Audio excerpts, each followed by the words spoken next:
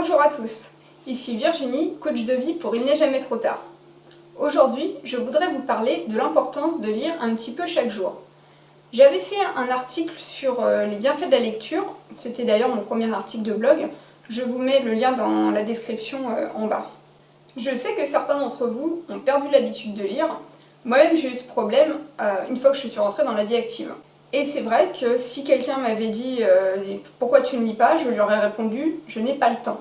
Alors qu'en fait, c'est pas que je n'avais pas le temps de lire, c'est que je ne prenais pas le temps.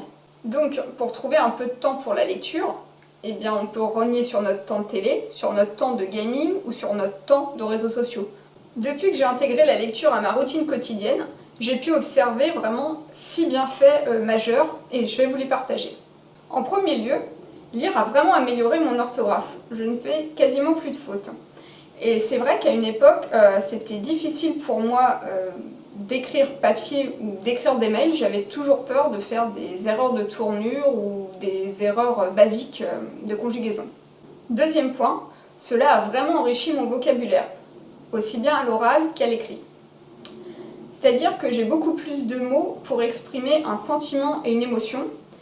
Et du coup, je trouve que je peux être vraiment plus juste dans ce que je ressens ou ce que je veux dire. Troisièmement, j'ai pu me former à mon rythme sur certains sujets.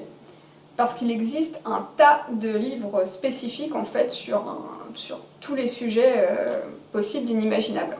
Par exemple, si vous voulez monter votre entreprise, il y a un tas de livres intéressants sur le sujet. Si vous commencez la méditation, vous pouvez trouver un des meilleurs livres sur le sujet. En fait, chaque domaine a ses livres de référence. Quatrièmement, cela aide à parfaire sa culture générale. En lisant des romans historiques ou des romans d'auteurs dont on a entendu parler, mais qu'on n'a jamais lus. Quand on vous parle d'un auteur connu, cela permet d'avoir un avis et de pouvoir prendre part à la conversation. Cinquièmement, cela permet de s'inspirer des plus grands cerveaux humains, présents ou passés, en lisant des biographies ou des autobiographies. C'est intéressant de lire le parcours de ces gens que l'on pense exceptionnels et qu'on a tendance à mettre sur un piédestal. On se rend compte en réalité que ce sont des humains avec leurs qualités et leurs défauts et qui ont aussi eu des phases de découragement. Sixièmement, cela permet d'apprendre ou de parfaire une langue étrangère. Si par exemple vous apprenez l'anglais, eh bien pourquoi pas lire un livre en anglais ? Alors ce que je vous conseille au début, c'est de prendre un livre que vous avez déjà lu en français et qui est assez facile, et d'avoir toujours un petit dictionnaire anglais-français à côté pour pouvoir en fait enrichir son vocabulaire et ne pas buter sur des mots que l'on ne comprend pas. La lecture offre aussi d'autres bienfaits, tels que la relaxation ou la diminution du stress. Voici tous les bienfaits que la lecture m'a apportés. Et pour ceux qui ne lisent pas ou qui ne lisent plus, j'espère les avoir convaincus de retenter leur chance. Pour prendre ou reprendre l'habitude de la lecture, je vous propose de commencer par 15 ou 20 minutes par jour.